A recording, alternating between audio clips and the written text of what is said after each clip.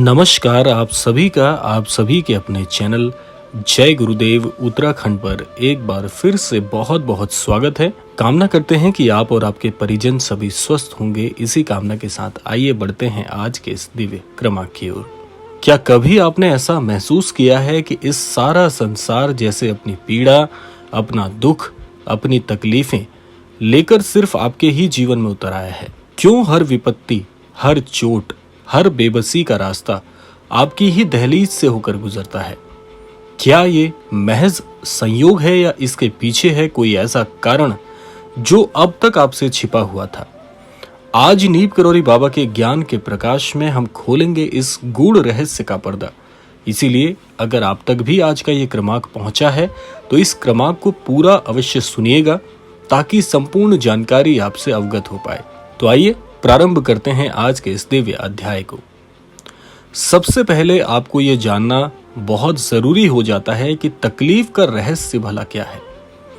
बाबा नीप करौरी ने कहा था, जिस आत्मा को ईश्वर विशेष कार्य के लिए चुनता है उसी पर संसार की सबसे भारी अग्नि परीक्षा भी डाली जाती है।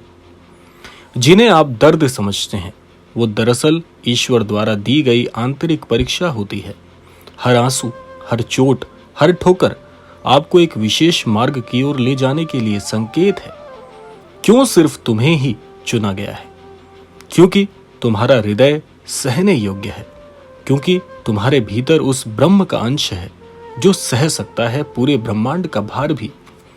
नीप करौरी बाबा कहते थे, ईश्वर उसी के हिस्से में तकलीफें भेजता है जिसके भीतर उन्हें संभालने का सामर्थ्य हो।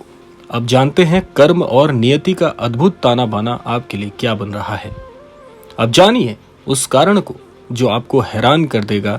वो कारण है बीते जन्मों के अधूरे कर्म और इस जन्म की आत्म प्रतिज्ञा। हाँ, आपने ही चुना था ये जीवन। आपके ही भीतर की आत्मा ने ईश्वर से ये वचन लिया था कि हे प्रभु, मुझे उस मार्ग पर भेजो जहां मैं औरों के दुखों को खुद में लेकर मिटा सकूं। ये दुख आपकी सजा नहीं है, यह आपकी सेवा है। यह एक आध्यात्मिक सौदा है जिसमें आप संसार से पीड़ा लेकर बदले में प्रेम, करुणा और शांति फैलाते हैं। महाराज जी ने कहा था, जिसके जीवन में सबसे अधिक तूफान आते हैं वह आत्मा स्वयं ईश्वर के सबसे करीब होती है। अब जानते हैं दूसरों का कर्म, तुम्हारा असर। एक और चौंकाने वाला कारण यह है कि कई बार हमें अपने नहीं दूसरों के कर्म भी भुगतने पड़ते हैं। इस पर महाराज जी कहते हैं, परिवार, समाज और अपनों के कर्मों का बोझ भी कभी कभी उस व्यक्ति पर आता है जो सबसे ज्यादा शुद्ध होता है। क्यों? ऐसा विधान क्यों बनाया गया? क्योंकि शुद्ध आत्मा ही उस नकारात्मकता को झेल सकती है और उसे नष्ट कर सकती है। ठीक वैसे ही जैसे पीपल का पेड़ कार्बन डाइऑक्साइड सोखकर प्राणवायु देता है, तो यदि सारे जहां की तकलीफें आपके हिस्से में आ रही हैं तो यह भी हो सकता है कि आप अपनों के दुखों को अपने माध्यम से खींचकर मोचन कर रहे हो। यह त्याग है, तप है और यह कोई साधारण बात नहीं है। अब जानते हैं, जब तकलीफें बढ़ती हैं तो समझिए कि बदलाव क्यों निकट है।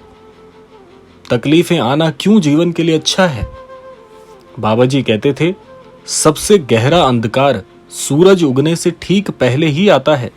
यदि तुम्हारे जीवन में दुख की अधिकता है तो समझ लो कि कोई बड़ा परिवर्तन तुम्हारी ओर तेजी से बढ़ रहा है। तकलीफें आती हैं क्योंकि आत्मा तैयार की जा रही है सत्य को जानने के लिए, मोह से मुक्त होने के लिए, प्रेम में पिघल जाने के लिए।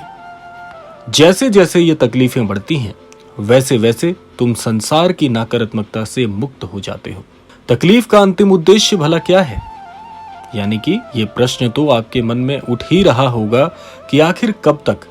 इतनी सारी परेशानी सहने के बाद क्या होगा? और ये तकलीफें भला कब जाएंगी? बाबा नीप करौरी ने इस पर भी हमें एक विशेष संदेश दिया है। बाबा नीप करौरी जी ने अंतिम समय तक शरीर की पीड़ा सही।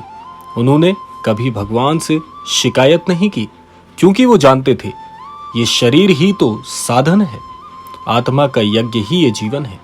वो कहते थे, तकलीफों से डरना नहीं, उन्हें समझो, उन्हें गले लगाओ, क्योंकि वो तुम्हें ईश्वर की ओर लेकर जा रही हैं। इसीलिए अब जब अगली बार कोई पीड़ा आए तो मत पूछो क्यों मेरे साथ, इसमें मेरा क्या दोष है, मुझे ही क्यों चुना गया, क्यों ये सब कुछ मेरे साथ होता है।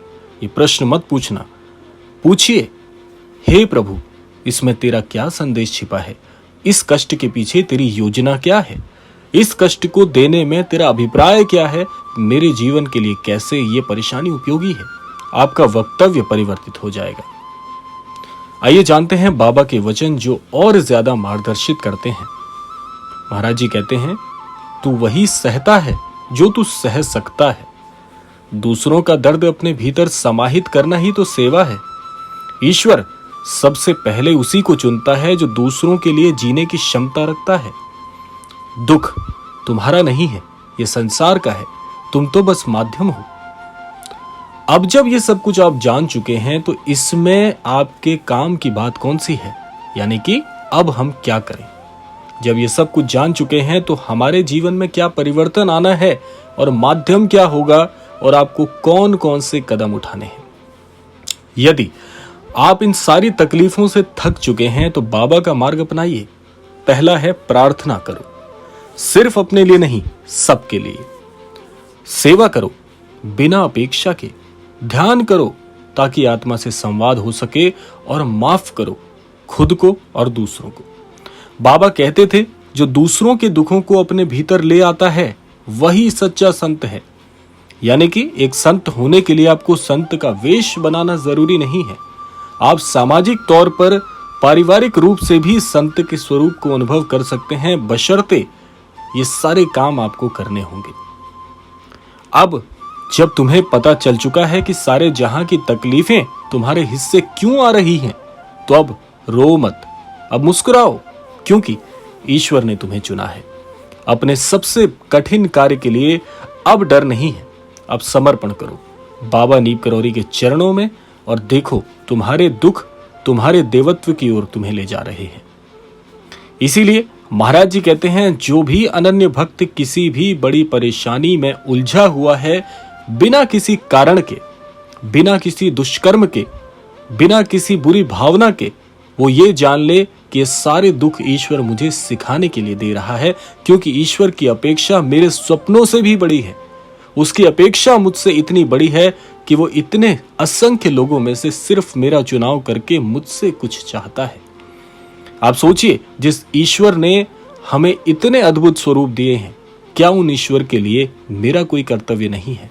जब आपकी सोच इस स्तर तक बड़ी हो जाएगी, आप देखेंगे समाज में आपके देखने का नजरिया बदल जाएगा। आपको समाज में जीने की नई राह मिलेगी और किस कष्ट में आप दुखी होंगे और किस कष्ट से आपको लाभ होगा, ये सब कुछ आप बड़ी सरलता से जान जाएंगे।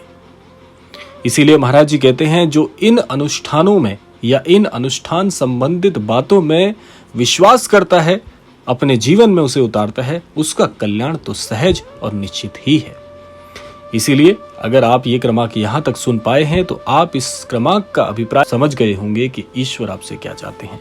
आशा करते हैं ये क्रमांक आप सबके लिए फलदायी हो। इसी कामना के साथ समय आता है विदा लेने का, और विदा लेने से पूर्व समय है रोजाना की प्रार्थना का। यही प्रार्थना करना चाहूंगा, श्री महाराज जी सभी को सन्मति और सद्बुद्धि की प्राप्ति कराएं और इस संपूर्ण सृष्टि का, इस संपूर्ण लोक का कल्याण हो। इसी कामना के साथ विदा लेते हैं।